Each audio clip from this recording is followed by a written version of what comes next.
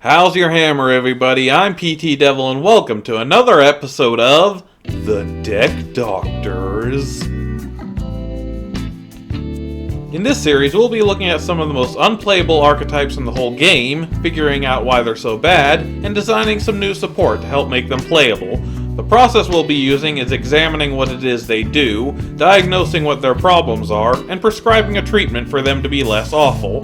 With all that said, let's get to the video.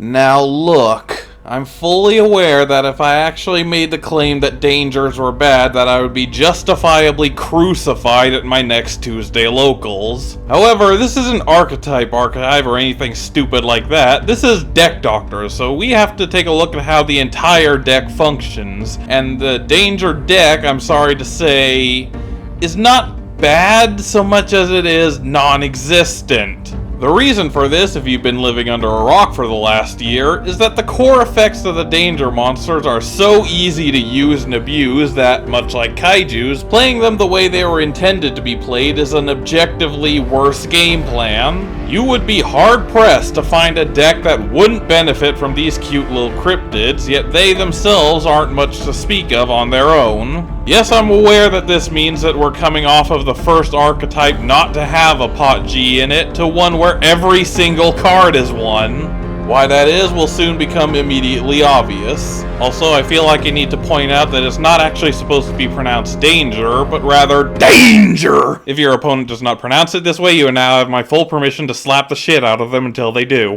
But anyway, let's get started on the examination. We start off with a monster that is questionable in its name, but not in its effect, that being Danger Jackalope! It's a level 3 Dark Beast with 500 attack and 2000 defense, and the following effect. You can reveal this card in your hand, your opponent randomly chooses one card from your entire hand, then you discard the chosen card. Then, if the discarded card was not Danger Jackalope, special summon one Danger Jackalope from your hand, and if you do, draw one card. If this card is discarded, you can special summon one Danger monster from your deck in defense position, except Danger Jackalope. You can only use this effect of Danger Jackalope once per turn. The first effect and a half are shared with every member of the archetype, and is also the reason why so many decks abuse the hell out of this poor bunch of cards. The idea is that when your opponent catches a glimpse of this monster, they must try to capture it before it gets away.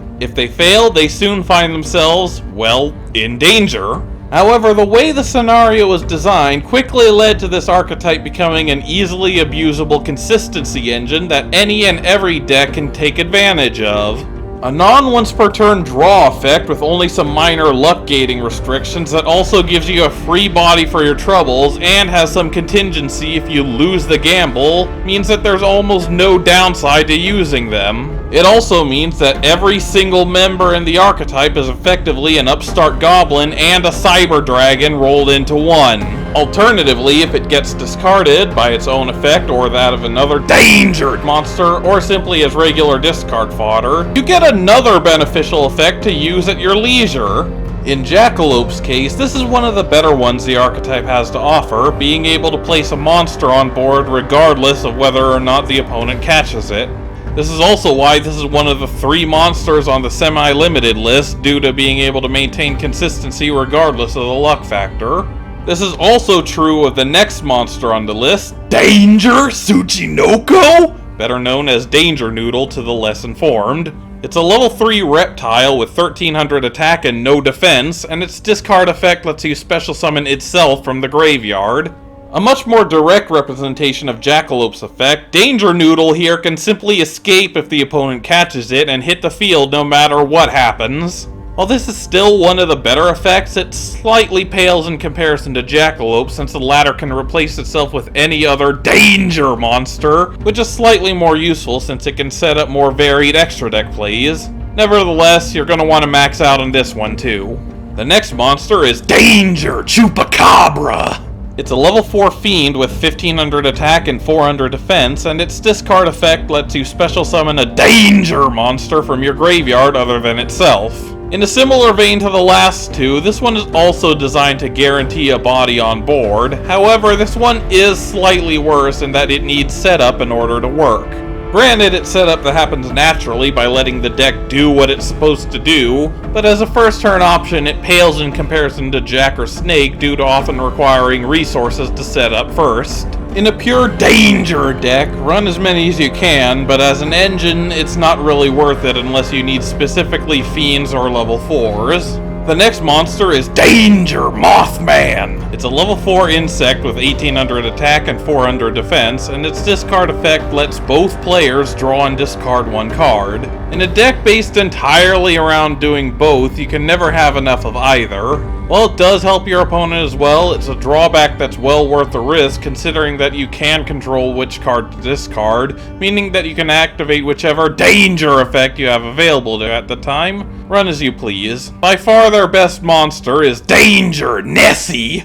A level 7 Aqua with 1600 attack and 2800 defense, and its discard effect lets you add a danger card from your deck to your hand. At first, this seems like a simple and necessary consistency boosting effect, and you're right! However, the form it's in leads to it being free and easy card advantage that just about anyone can take advantage of. All you have to do is use Nessie last, because if it gets discarded off of another Danger's effect, you get a free search without using any resources to do so. That is such a ridiculously easy +1 on its own, but since you're searching a danger monster, most often than not, you're getting yet another potential upstart goblin while preventing the hand advantage loss that naturally occurs when using danger effects. Of the 3 danger monsters on the ban list, this is the one I feel deserves its spot on that list. That's just what happens when you have too many Nessies. Next up is Danger Dogman! It's a level 7 beast warrior with low level monarch stats, and its discard effect debuffs your opponent's monsters by 1000 attack. I feel like the last thing that this archetype needed was monarch synergy, but here we are, I guess. I suppose it's alright since you sure as shit aren't tribute summoning your danger monsters anytime soon, and Dogman isn't exactly a staple in the archetype either.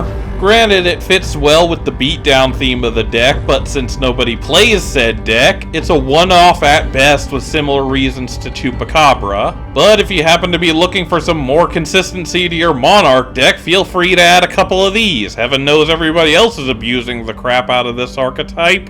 The next monster is Danger Ogopogo! It's a level 8 Sea Serpent with 1200 attack and 3000 defense, and its discard effect lets you mill a danger card from your deck. A perfectly decent effect, or it would be if there was any reason to want this. I can think of exactly 2 reasons for this effect to exist. The first is to set up the effect of Chupacabra, but that doesn't hold up since Ogopogo itself would already be in the graveyard, meaning it would still be ready to go even without the effect. The second is that it wants you to be able to set up the graveyard effect of the 2 cards that actually have them, but 2 points against this. 1, both of those cards are spell and trap cards, meaning that nobody runs them on account of them contending with the consistency of whatever deck you're actually playing.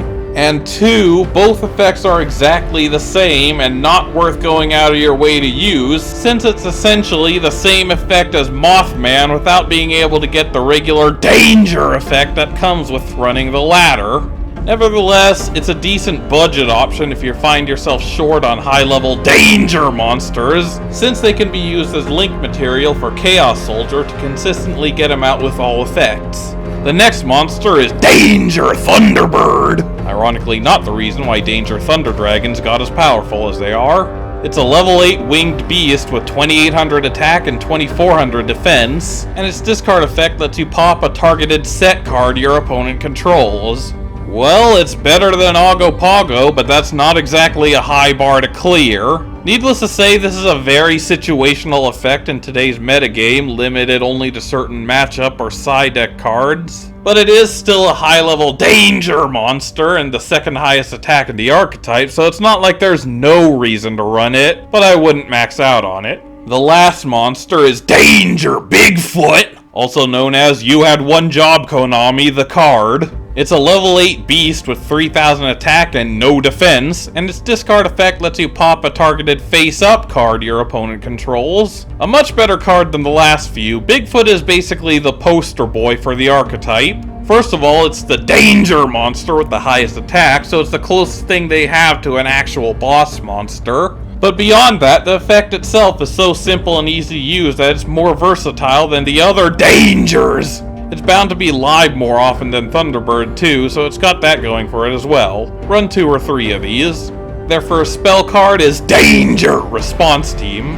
I feel like it's missing an exclamation point or two, but that's just me. Target 1 danger monster you control and 1 monster on the field, return them to the hand. If this card is in the graveyard, you can discard 1 danger monster, place this card on the bottom of the deck, then draw 1 card. You can only use each effect of Danger Response Team once per turn. It really says something when even the most splashable spell trap barely sees any play. It resets a danger monster while simultaneously offering non-destruction bouncing removal, which is still fairly decent. It also has a graveyard effect where you can willingly activate the discard effect of the danger monster you return to your hand and get a draw to boot, as if Nessie needed even more free resources. However, it still clashes with the consistency of a non-danger deck due to it only working on danger monsters. So while it's a good card, it's not going to see play unless someone is actively playing a pure danger deck for whatever reason. The next card is the imaginatively named Danger Excitement Mystery! Sorry. Anyway, it's another normal spell with this effect. Discard 1 level 5 or higher danger monster. Add 1 level 4 or lower danger monster from your deck to your hand. You cannot special summon monsters for the rest of this turn after this card resolves, except danger monsters. You can only activate 1 danger excitement mystery per turn. I feel like I need to remind everyone that there are no level 5 or 6 danger monsters, so that part of the text might as well not even be there. But setting that admittedly pointless revelation aside, this one ain't great. The restriction here is one that is definitely needed somewhere on the archetype. They just put it on the wrong frickin' card. Unless you have specifically Nessie in your hand, this card is a -1 in both card advantage and even hand advantage, which is something that dangers really can't afford to lose. Furthermore, all you get for your effort is a search of less than half of the available monsters.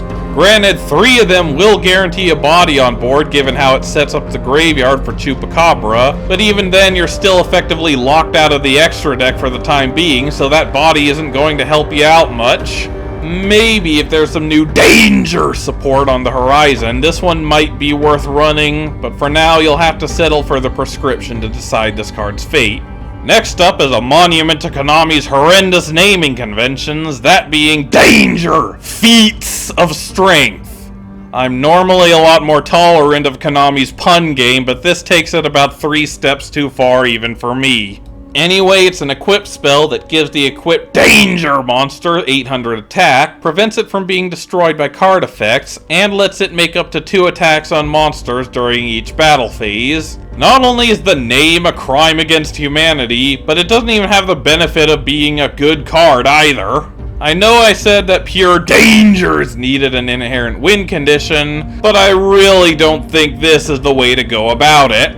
Even equipping it to Bigfoot only yields a 3800 double monster attacker, which isn't enough to OTK even with 2 attack position goat tokens on the opponent's field. But beyond that, the protection only covers card effect destruction on the equipped monster, meaning that it's not only still susceptible to non-destruction removal, but the protection also goes away if this card is taken care of by a goddamn MST.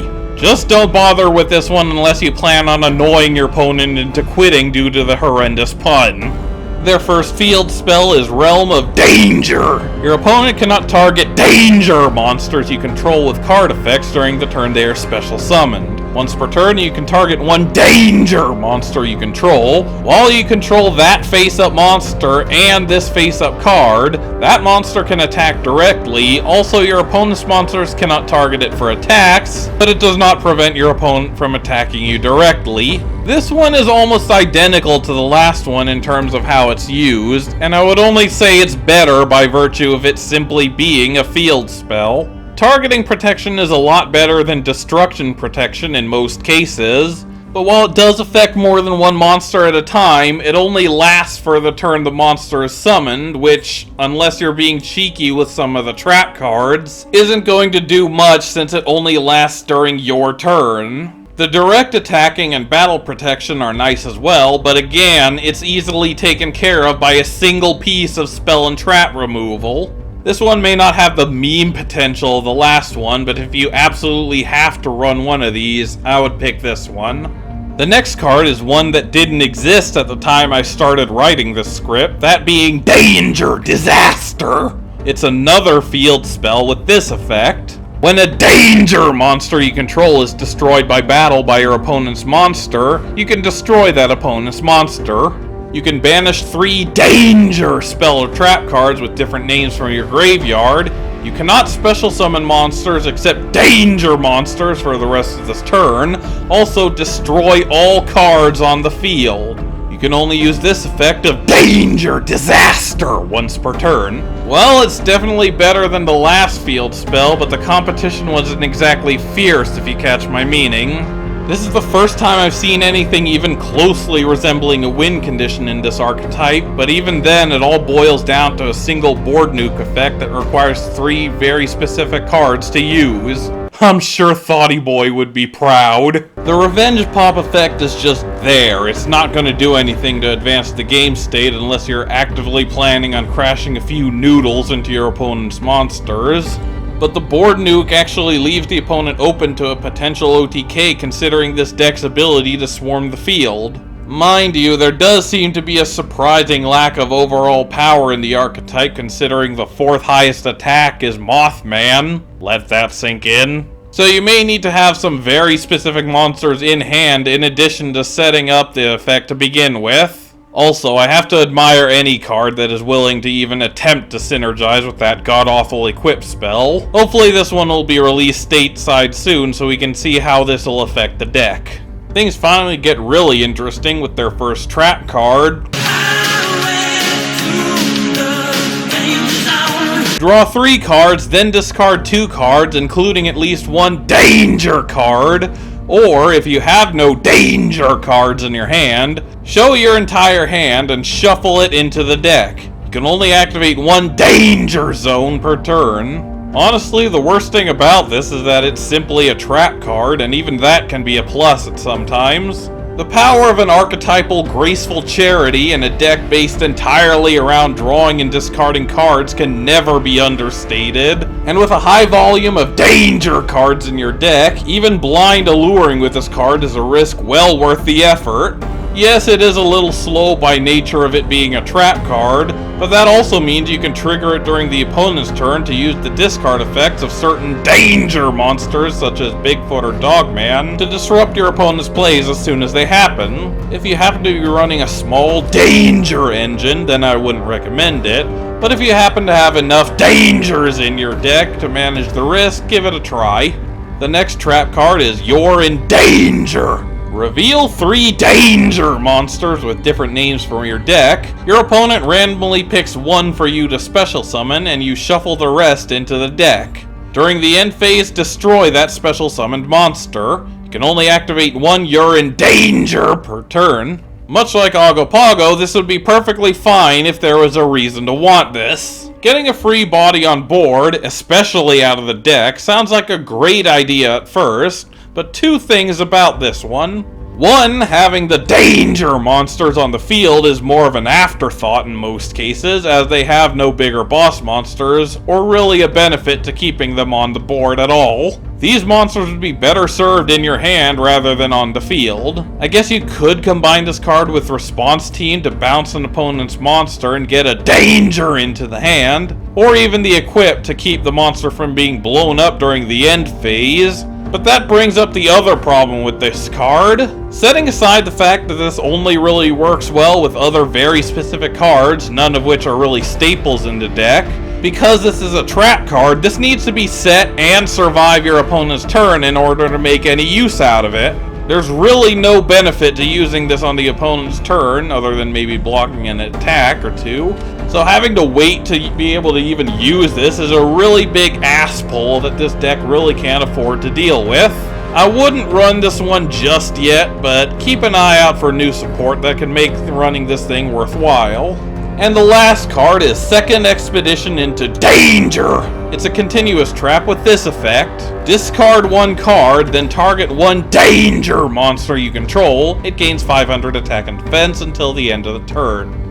If this card is in the graveyard, you can discard one danger monster, place this card on the bottom of the deck, then draw one card. You can only use each effect of Second Expedition into Danger once per turn. This one has a much more consistent method of taking advantage of the cheese I mentioned with Danger Zone, in that the cost of activating a continuous trap can be used at your leisure regardless of setup, and can trigger danger effects whenever you want. The effect itself is nothing to write home about since it's just mediocre stat boosts, but the cost is enough to warrant the opponent going out of their way to pop it, at which point you can activate the graveyard effect to get a free draw and yet another discard of a danger monster. It's still a victim of supporting only danger monsters, and it's also a trap card, so it's still not a very splashable card, but there's still potential for a pure danger build. And here is where I would post a deck list, if I had one! But not only is there essentially no such thing as a pure danger build, but the core danger engine is virtually identical in every single iteration, so it doesn't make sense to show one here. So I guess it's time for the diagnosis? Again, pretty much everything I'm about to say can be summarized under one banner, and that is to incentivize playing the deck the way it was intended to be played. For starters, an actual archetypal boss monster would be greatly appreciated.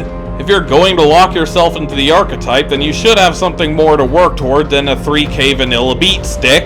Some more variety would be nice as well, not only in design, but also in utility, because just making more standard danger monsters is counterintuitive to making it stand on its own. However, any new support, regardless of power or variety, is going to have to force the player into the archetype, either directly, like my favorite archetype, or indirectly, like my least favorite one. So now we come to the prescription. Remember, this is a wave of support designed with keeping the deck as pure as possible, so keep that in mind. Anyway, the first monster is another question mark monster, that being Danger Unicorn! It's a level 6 fairy with 1000 attack and 3000 defense and the following effect. If your opponent declares an attack while all monsters you control are danger monsters, quick effect, you can reveal this card in your hand. Your opponent randomly chooses one card from your entire hand, then you discard the chosen card. Blah blah, if the discarded card was not Danger Unicorn, special summon one Danger Unicorn from your hand, and if you do, change the attack target to that card, then draw one card. If this card is discarded, you can target one danger monster you control. It cannot be destroyed by battle this turn. You can only use each effect of Danger Unicorn once per turn. While this does have all the trappings of a standard danger monster, on closer inspection you can see where this card starts to diverge. First of all, you can't simply activate the standard danger effect of this card whenever you want, and it requires the opponent to work as such. But beyond that, it actually does something other than just be another body by allowing it to block an incoming attack Rainbow Karibo style. Even if your opponent manages to catch it, it can still protect the targeted monster by preventing it from being destroyed by battle, so it's still going to save your monster one way or another. Feel free to run one or two of these. The next monster is my personal tribute to Konami, that being Danger Deathworm. It's a level 8 insect with high level monarch stats and has the following effect. During the end phase, return this face-up card to the hand. You can only use each of the following effects of Danger Deathworm once per turn. Quick effect, you can reveal this card in your hand. Immediately after this effect resolves, tribute summon this card by using at least one danger monster you control. And if this card is summoned, you can target one monster your opponent controls, destroy it. Your opponent cannot activate monster effects in response to this effect's activation. Look, I said that this deck didn't need Monarch synergy. That doesn't mean I'm not going to take it and run with it.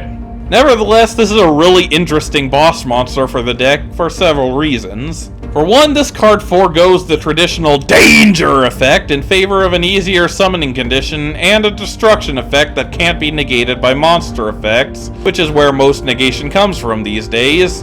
It also returns to the hand at the end of the turn to reset the destruction effect to strike again. This also fits with the cryptid in question a lot better, since the Mongolian Deathworm only shows itself to attack and disappears again just as quickly. This also serves as a bit of balancing for this card, since it is the only one without a discard effect, meaning if it gets discarded off of another danger monster's effect, then you actually lose an important monster without getting any other benefits. That being said, it's still a fantastic card worth playing around with, since it also gives additional utility to You're in Danger, as not only would summoning it off of said card give you a pop and allow it to dodge the end phase destruction by returning to your hand, but since the summoning condition is a quick effect, it can also generate tribute fodder in order to summon it during the opponent's turn if you have one in your hand. Be sure to try maxing out on this one.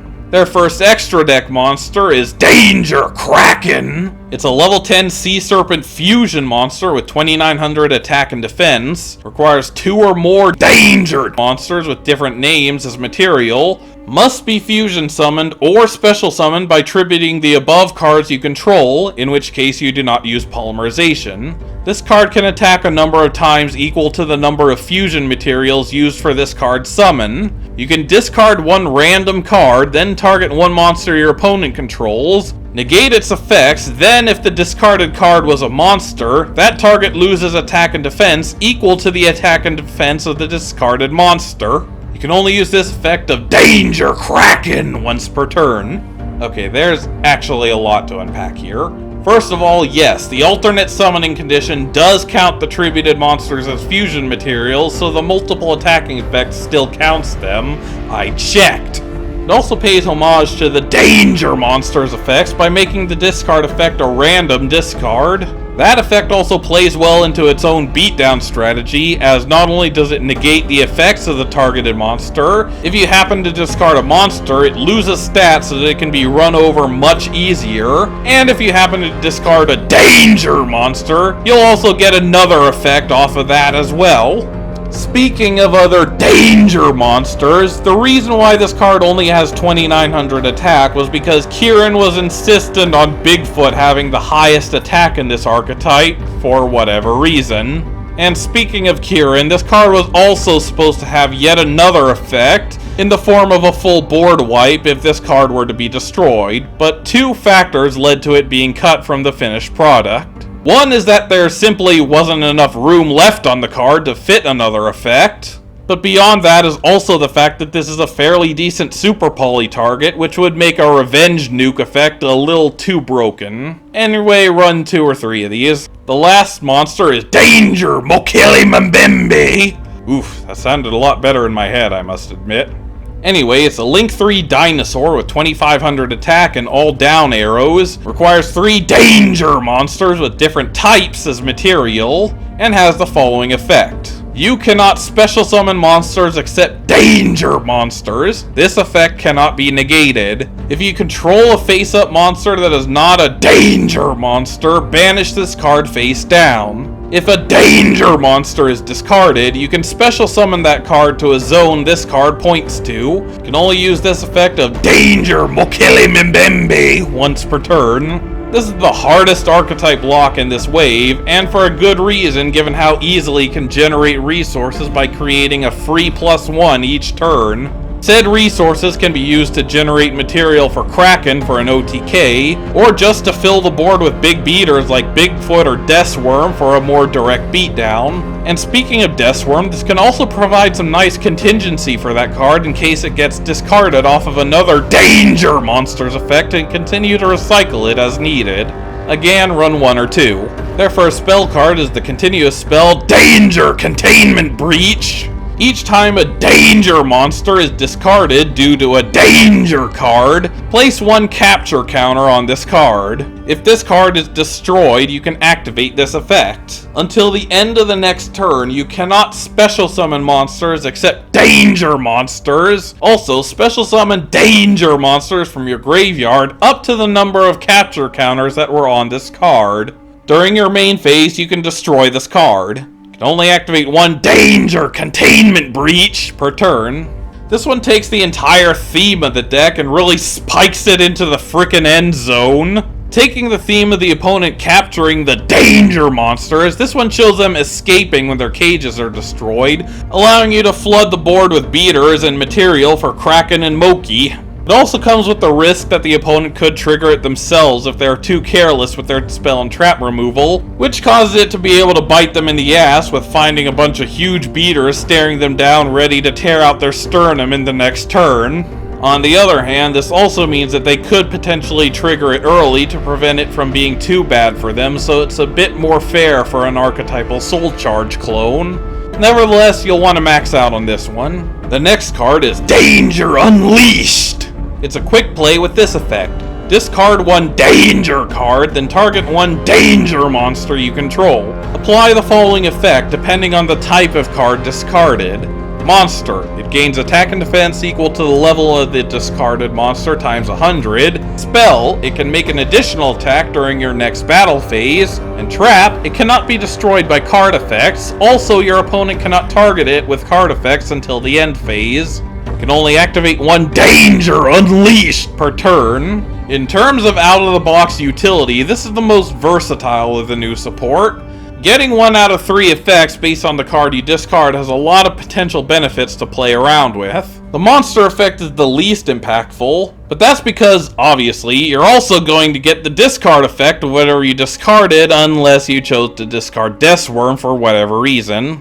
The spell and trap effects, while good for setting up beatdowns and protection respectively, also comes with the bonus of setting up Disaster's field nuke effect for a clear path to an OTK. Run 3 of these as well, just for the sheer scope of crap it can do. And the last card in this lineup is Last Stand Against Danger! It's a continuous trap with this effect. Activate only if all monsters you control are danger monsters, minimum 1. You cannot special summon monsters except danger monsters. Change all monsters on the field to attack position. Also, all monsters must attack if able. Negate the effects of monsters on the field during the main phase 1. Your opponent can only target the danger monster on the field with the highest attack for attacks. If a face-up danger monster you control would be destroyed, you can banish this card from your graveyard instead. You can only control one Last Stand Against Danger! This one basically doubles down on the beatdown strategy of the archetype, both with and without the new support. This one card manages to combine and paraphrase the effects of all-out attacks, skill drain, and turn all the opponent's monsters into Morphtronic Magnons. As if that wasn't enough, it also has a bit of protection in the form of its graveyard effect, being able to substitute itself for another danger monster being destroyed. This can also give some additional utility to Ogopogo with a graveyard effect that can actually save your ass once in a while. Run 2 or 3 of these as well. And that should do it. I don't want to inundate the meta with too many dangers, because that seems counterintuitive with what I'm trying to accomplish, but this much should do the trick. Again, I feel like I need to reiterate that I don't think that dangers are inherently bad or anything. I just feel bad that such a catastrophic slip-up in design led to this archetype being used and abused so badly that I almost expect a Sarah McLachlan commercial to be made about them. This is also why designing new support for them is so tricky, since the normal trappings of splashability and power ceiling are pumped up to 11 given how abusable the archetype already is. I think I managed to find a happy medium in this new support, so I'm going to leave my thoughts here since I am quickly running out of pictures to use for an archetype as new as this one. Thank you guys so much for watching and for keeping an open mind about this archetype of all things getting new support. I was a little worried about this one, so thanks for at least sticking it out until the end. But anyway, thanks for watching, and until next time, don't get run over, and I'll see you guys later.